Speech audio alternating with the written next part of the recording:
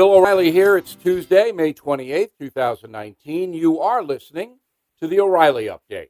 And here's what's happening across our nation.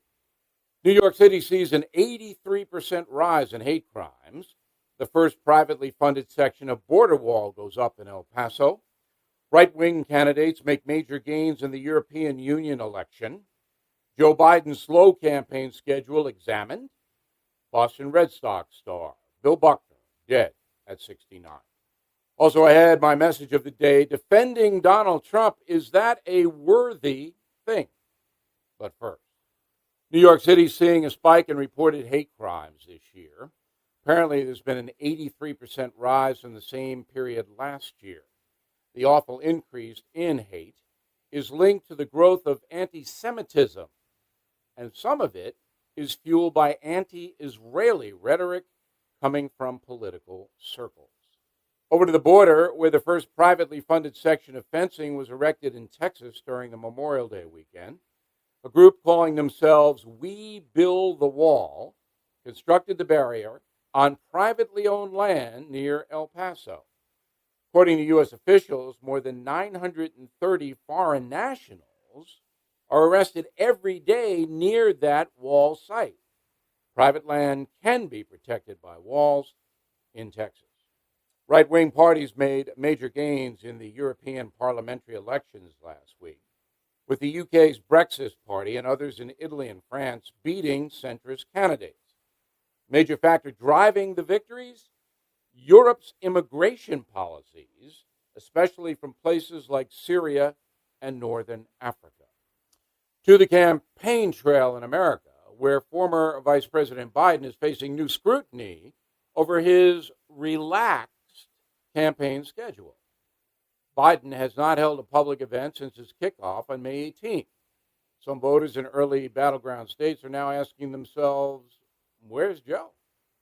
Sad day for sports fans across the country. Former Boston Red Sox first baseman Bill Buckner died Monday at the age of 69. The longtime major leaguer played 22 seasons, but will likely be remembered for his infamous error during the 1986 World Series that gave the title to the New York Mets. It would take the Red Sox another 18 years to win the World Series. Coming up, my message of the day, defending Donald Trump in America, is the trend growing? Right back. If you are age 75 or older, and if you own a $100,000 life insurance policy or larger, please get a pen and write this information down. Many Americans are making the decision to convert their life policy into cold, hard cash, giving them some extra money to pay off credit cards, medical bills, any number of things. Look, the economy's always been dicey. Some people need cash. There's nothing wrong with that. You may find the cash you need in your life policy. If you are over 75, you have a $100,000 policy or larger, please write this number down now. 844-WE-BUY-75. Totally free to call. Get rid of those insurance premiums. Stop paying them. Consider turning the policy you have into cash. The number again, 844-WE-BUY-75. Call 844-WEBUY-75. 844-WE-BUY-75. Call now, brought to you by our sponsor, Life Guide Partners. Now the O'Reilly Update message of the day, defending President Trump. Because I am a simple man, allow me to pose a simple question. Do you believe the national press in America really wants to find out if powerful government people actively tried to subvert the Trump campaign and or his subsequent administration? Yes or no? Perhaps you've noticed that the New York Times is objecting to Mr. Trump declassifying government documents that may demonstrate exactly how the FBI and other agencies behaved during the Clinton email investigation and the Russian collusion thing. You may have also observed that the ardently leftist media is angry because President Trump has given Attorney General Barr, quote, extraordinary powers to investigate the investigators. Even if that were true, which it is not, why would the press object to finding out if our federal government embraced corruption during a presidential election? Isn't that a vital thing for the nation to know? But the anti-Trump media does not want that exposition for two reasons. First, corruption established would help Donald Trump in his quest for re-election. And second, if the fix was in, that would implicate the press as enablers of the scandal. As an American, I would like to know if elements of my government tried to illegally derail Donald Trump. My wish has nothing to do with ideology or party politics. I simply do not want my country to be a corrupt place. And I believe most Americans feel the way I do. But that assessment puts me at odds with many in the media who are fighting against any fact-finding about the FBI and others.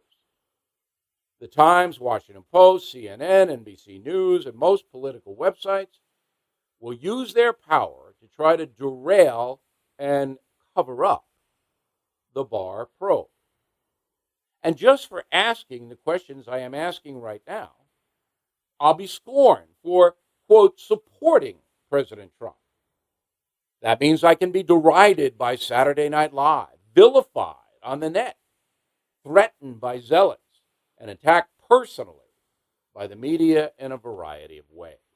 All because I don't want a crooked FBI or U.S. intelligence apparatus.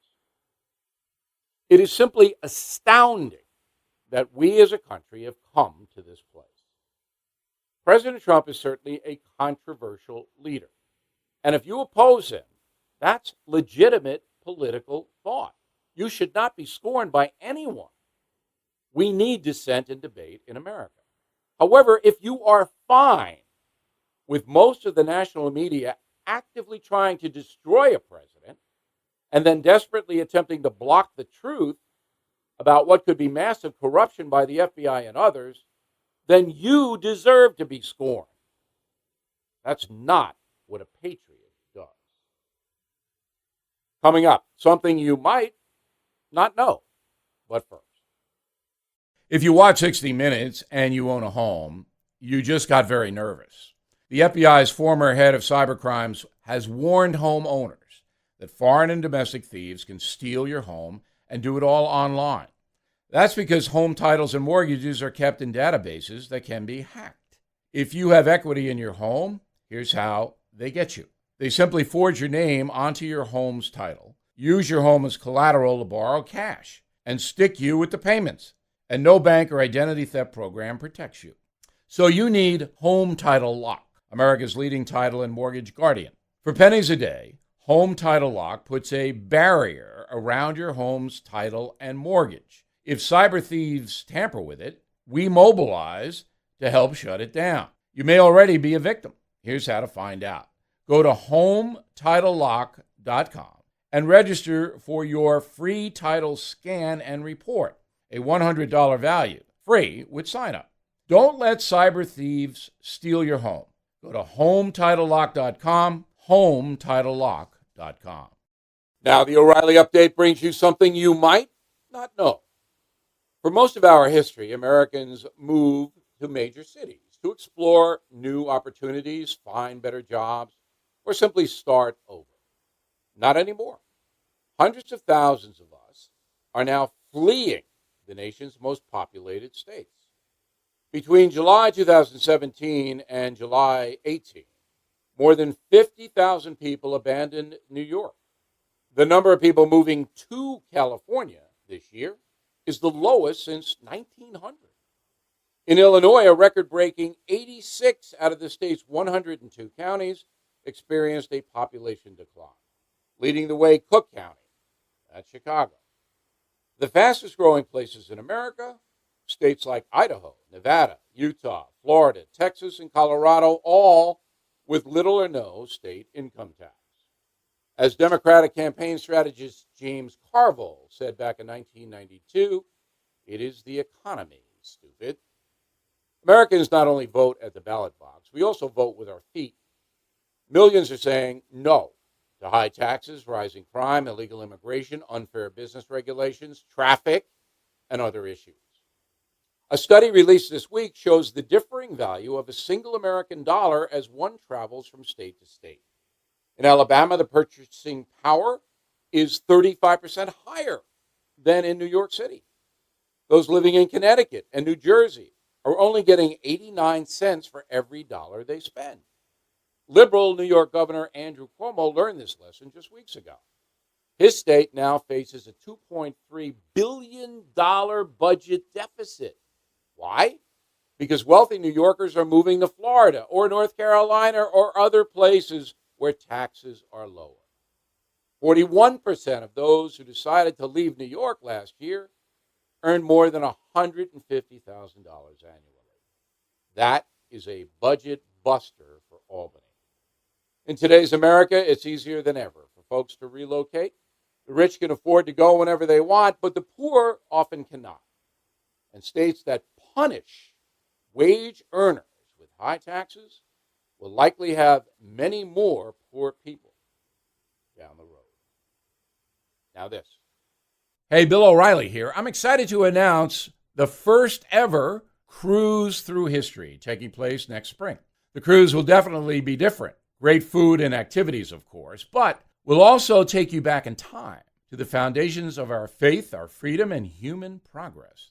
It's the opportunity to share your values, your beliefs, and the things you hold dear with the ones you hold dear. The cruise will sail the Mediterranean out of Venice, Italy. There are 4 different options, but basically the cruise will begin in Venice, then sail to the eastern Mediterranean, visiting Croatia, Greece, and Israel. Glenn Beck will be our cruise director. You can walk where Jesus and the prophets walked, in the Holy Land, guided every step of the way. Beck and I will be doing a couple of shows together, one at sea, the other in Israel. The shows will also feature David Barton, Rabbi Lapin, and Stu.